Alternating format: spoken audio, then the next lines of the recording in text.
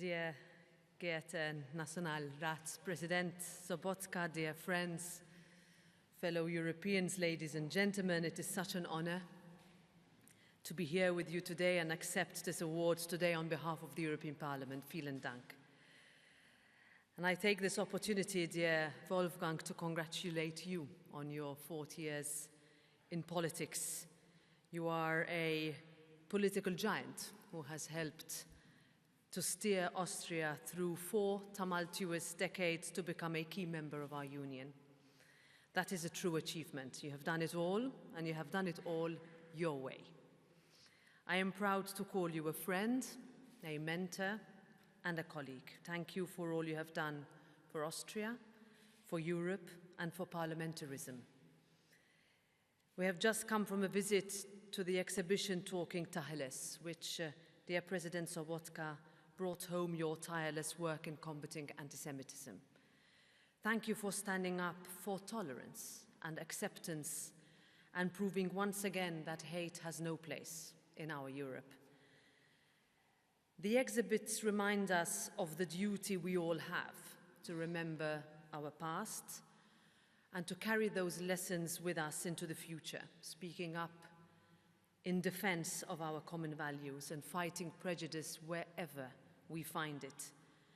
That is a pillar of the work of the European Parliament, and that is one we must build on.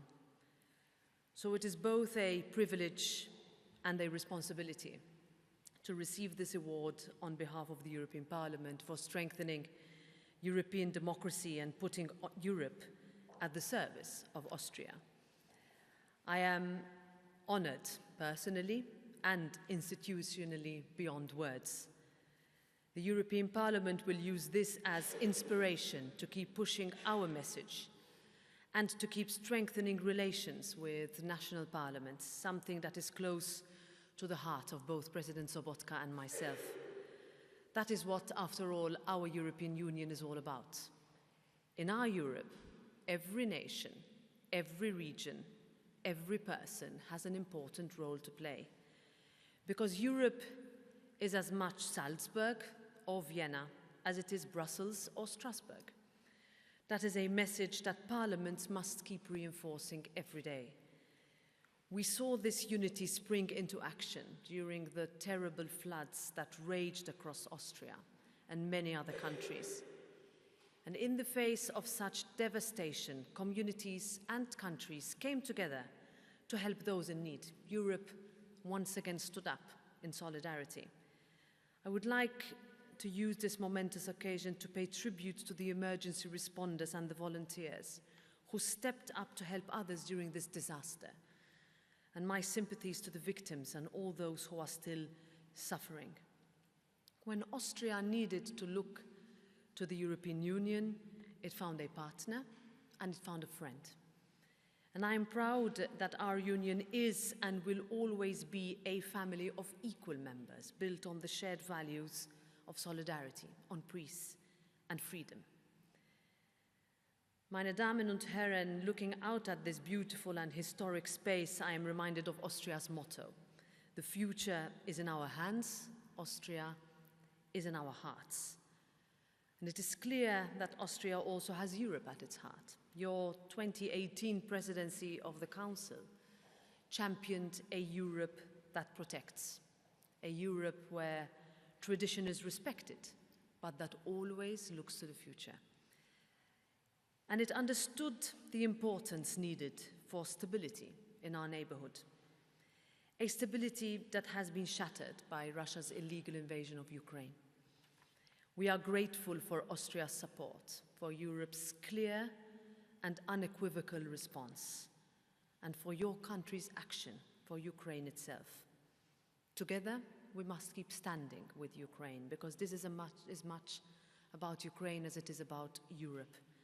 That is the foundation that we must now build upon to achieve a stronger, safer, and more secure Europe.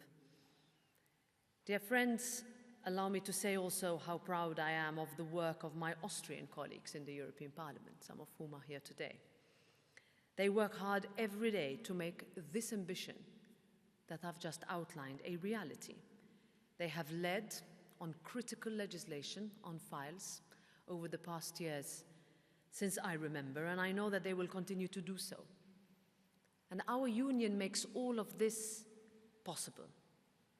Now, against this background, it bears repeating that at the same time, we also need to be honest about where, as a Europe, we could have done and we could still do better, where we could have listened more and listened harder, where the frustration of our processes have pushed people away, where we have gone sometimes too far, too fast, or not far enough, where bureaucracy has stifled or been overwhelming.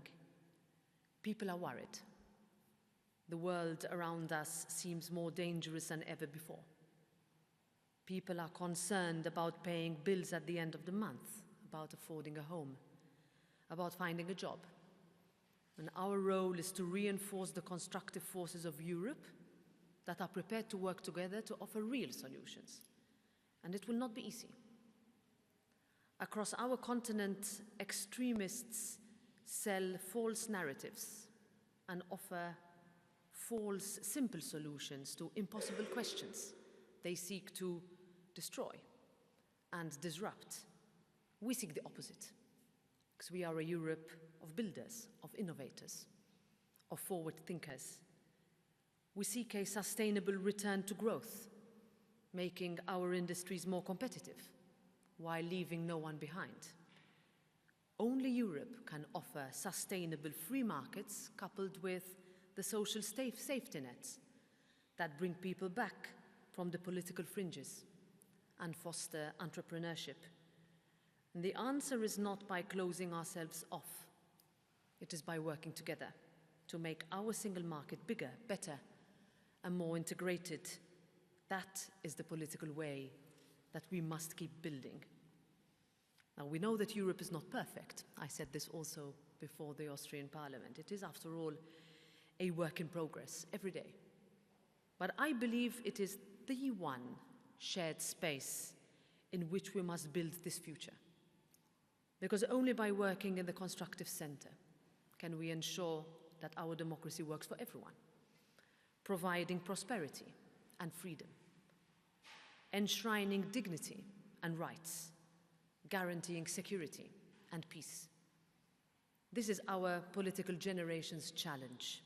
We must work together, embodying Europe's values of unity, cooperation, and compromise to make people and their life a little bit safer, fairer, and more prosperous. It is indeed a great challenge, but I have confidence that together we can fulfill the promise of Europe for the people of Europe. So thank you very much for the award today that I see as a vote of trust in that belief and in our shared project. Vielen Dank für diesen Großzügigen Vertrauensbeweis an Europa. Danke. Thank you.